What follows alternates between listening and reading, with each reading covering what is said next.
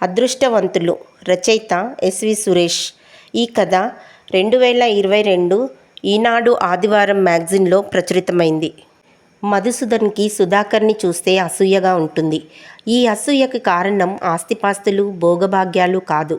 నిజానికి ఇద్దరూ దాదాపు అన్నింటా సమానమే. ఇద్దరివి మధ్యతరగతి కుటుంబాలు. ఇద్దరూ బ్యాంకుల్లో పనిచేసి ఈ మధ్యనే పదవి విరమణ చేశారు. ఒకే అపార్ట్మెంట్లో, ఒకే ఫ్లోర్లో, వేర్వేరు ప్లాట్లలో ఉంటున్నారు. మధుసూదన్ అసూయకి ఇవేమీ కారణం కాదు.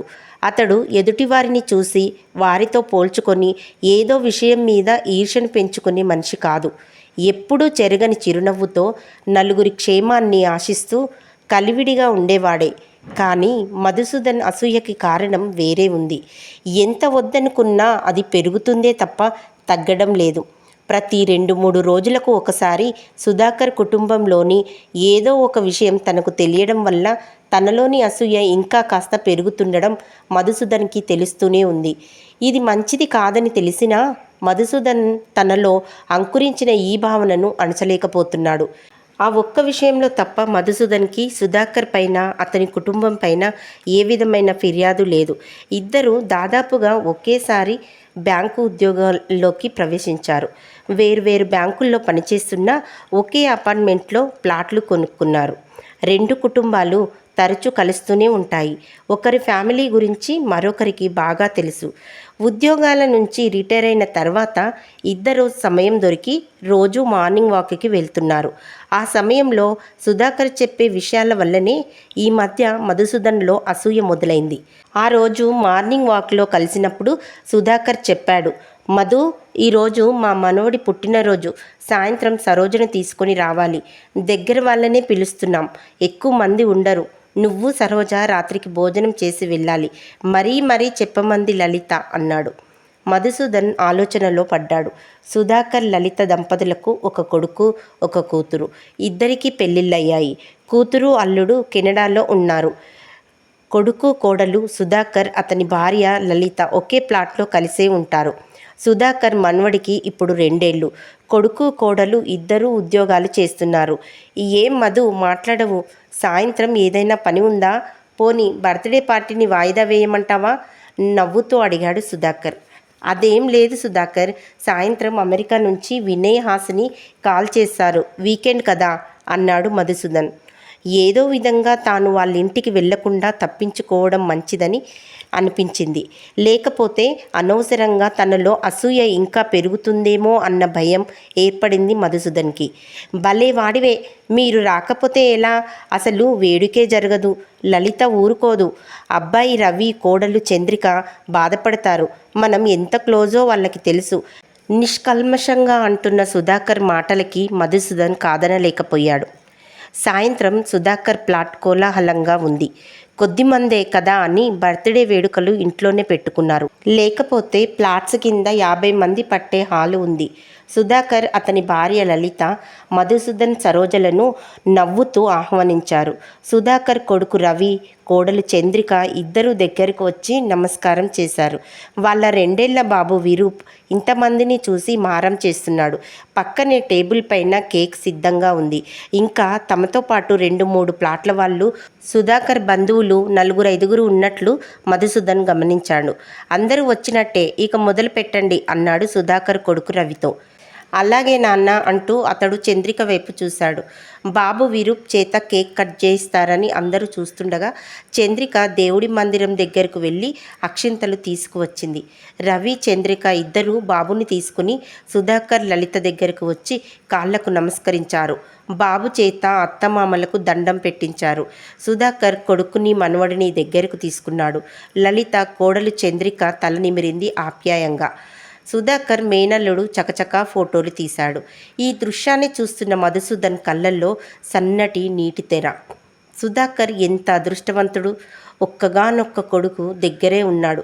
కుటుంబంలో కలిసిపోయిన కోడలు, బంగారం లాంటి మన్మడు. ఇంతకంటే అదృష్టం ఏం కావాలి? తనకు ఆ అదృష్టం లేదు. తన కొడుకు వినయ్ పెళ్లి కాగానే భార్యతో కలిసి అమెరికా వెళ్ళిపోయాడు. వాళ్లతో పాటు తన మనమరాలు భవ్యను చూసేది వీడియో కాల్లోనే. మధుసూదన్ ఆలోచనకు అడ్డుపడుతూ సుధాకర్, ఏమిటి ఆలోచిస్తున్నావు అంటూ భోజనం ప్లేట్లు చేతిలో పెట్టాడు. మధుసూదన్ అన్యమనస్కంగానే భోజనం ముగించి ఇంటికి తిరిగి వచ్చాడు. ఆ రోజు మధుసూదన్, సుధాకర్ మార్నింగ్ వాక్లో ఉన్నారు. ఇద్దరు దాదాపు గంటన్నరసేపు వాక్ చేస్తారు. మధ్యలో ఒక చోట ఆగి టీ తాగి వాకింగ్ ముగించుకొని వచ్చేసరికి గంటన్నర దాటుతుంది.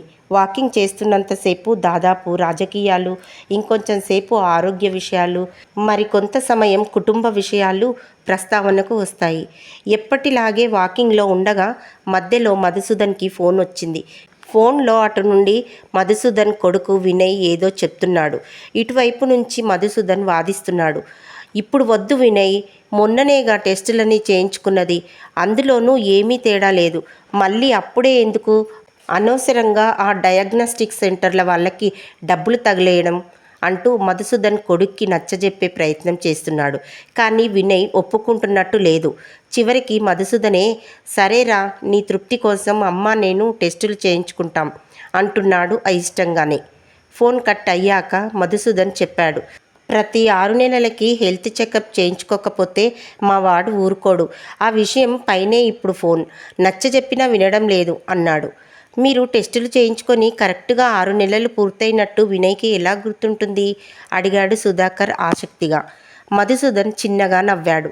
వినయ్ టెస్ట్ రిపోర్ట్ల సాఫ్ట్ కాపీ తెప్పించుకుంటాడు. పరీక్షలకు వెళ్లే ముందు డయాగ్నోస్టిక్ సెంటర్ వాళ్ళకి వాడే ఆన్లైన్ పేమెంట్ చేసేస్తాడు. టెస్ట్ రిపోర్టులు నాకు ఇక్కడికి ఇస్తారు, వాడికి పంపుతారు. 6 నెలలు అవ్వగానే మళ్ళీ టెస్టులని వెంటబడతాడు చెప్పాడు మధుసూదన్. ఒక్క నిమిషం ఆగి మళ్ళీ చెప్పాడు, హాసిని కూడా ఊరుకోదు. 60 దాటాక అశ్రద్ధ చేయొద్దు మామయ్య గారు అంటూ బతిమిలాడుతుంది. ఇక తప్పేట్టు లేదని ఒప్పుకున్నా. రేపు టెస్టులకు వెళ్ళాలి, వాకింగ్ బంద్ అన్నాడు మధుసూదన్ నవ్వుతూ. ఒకసారి మధుసూదన్ అనుకోకుండా సుధాకర్ వాళ్ళ ప్లాట్కి వెళ్ళాడు. అక్కడ కనిపించిన దృశ్యం మరోసారి అతనిలో అసూయను పెంచింది.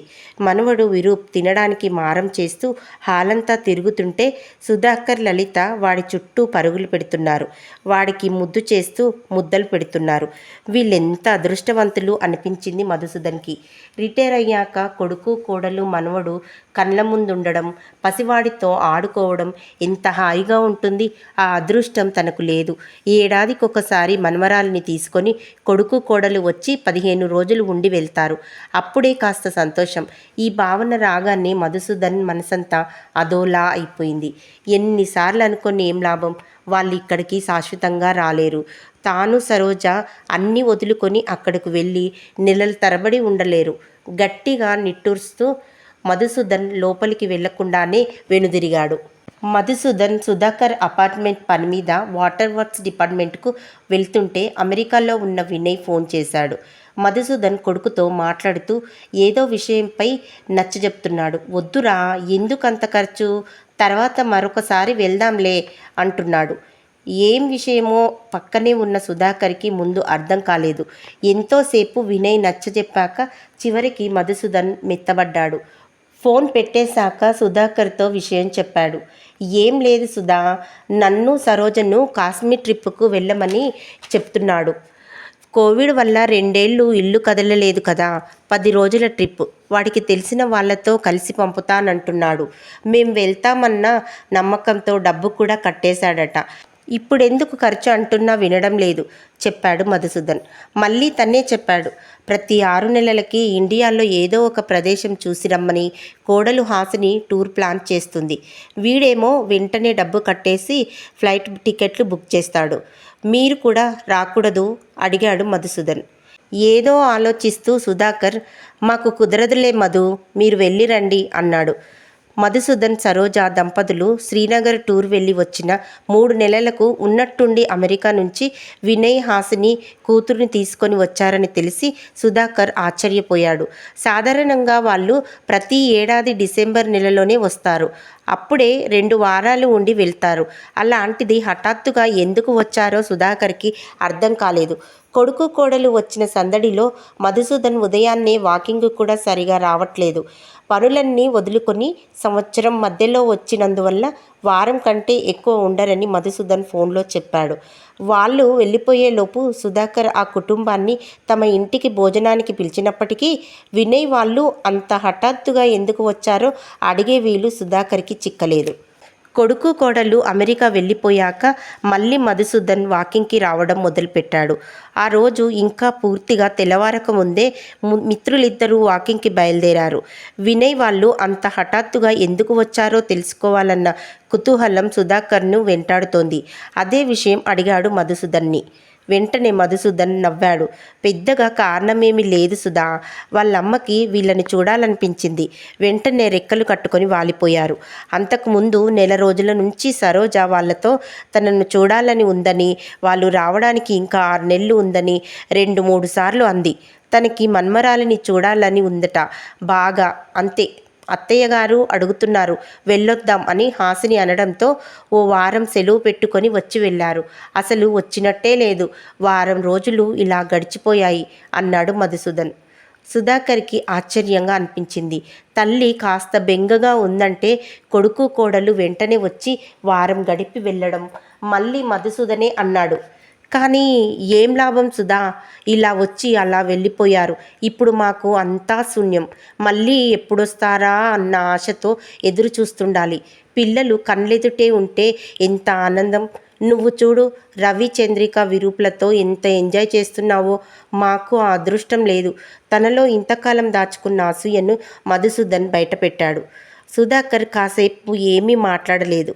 ఆకాశంలో మబ్బుల్ని చీల్చుకుంటూ బయటకు వస్తున్న ఉదయభానుడి అస్పష్ట రూపాన్ని చూస్తుండిపోయాడు. ఆ తర్వాత అన్నాడు, మధు, నేనొక ప్రశ్న అడుగుతాను, సూటిగా జవాబు చెప్పాలి.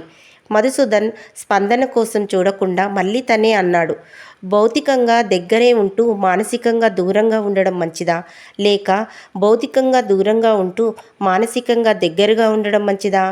మధుసూదన్ అతని వైపు ఆశ్చర్యంగా చూశాడు. రవి మాతోనే ఉంటున్నాడు, అది భౌతికంగానే. మా గురించి పెద్దగా పట్టించుకునేది ఏమీ ఉండదు.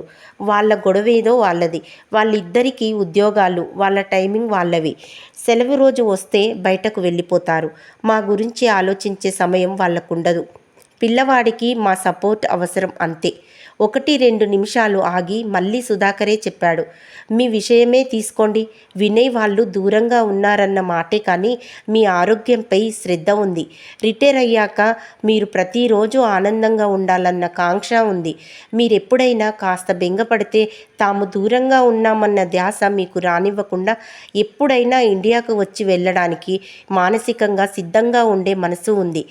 మీ ప్రతి అవసరాన్ని గుర్తించి ఎప్పటికప్పుడు స్పందిస్తున్నారు.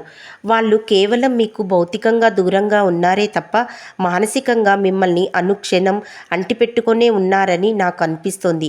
మబ్బుల్ని దాటుకుంటూ వస్తున్న లేతబానుడిని చూస్తూ మౌనంగా ఉన్నాడు మధుసూదన్.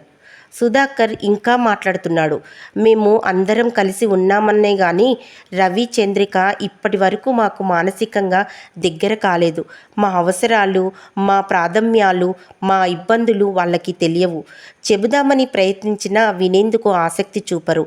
మేము ఆరోగ్య పరీక్షలు చేయించుకొని 7.5 అయింది. అడిగేవారు లేరు. పైగా బాగానే ఉన్నాం కదా అనుకుంటారు. ఎంతసేపు అబ్బాయికి కోడలికి వాళ్ళ పనే తప్ప ఈ వయసులో తల్లిదండ్రులుగా మేం కోరుకునే ఆనందాన్ని, ఆసరాన్ని మాత్రం ఇవ్వలేకపోతున్నారంటే నువ్వు నమ్మగలవా? ఇది నేను ఫిర్యాదుగా చెప్పడం లేదు.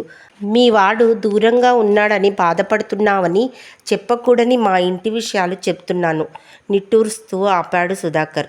భౌతికంగా దగ్గరే ఉంటూ మానసికంగా దూరంగా ఉండడం మంచిదా, లేక భౌతికంగా దూరంగా ఉంటూ మానసికంగా దగ్గరగా ఉండడం మంచిదా? సుధాకర్ ప్రశ్న మధుసూదన్ చెవుల్లో గింగురుమంటోంది. మబ్బులు తొలగిపోయాయి. దూరంగా బాలబానుడు ప్రకాశిస్తూ కనిపిస్తున్నాడు. మధుసూదన్ కళ్ళ నిండా నీళ్లు వర్షించడానికి సిద్ధంగా ఉన్నాయి. మొన్ననే వచ్చి వెళ్ళిన కొడుకు కోడలు మన్మరాలు చిరునవ్వులు చిందిస్తూ మనోఫలకం మీద కనిపిస్తున్నారు. ఇంతటితో ఈ కథ సమాప్తం. ఈ కథ నచ్చినట్లయితే please do like, share and subscribe.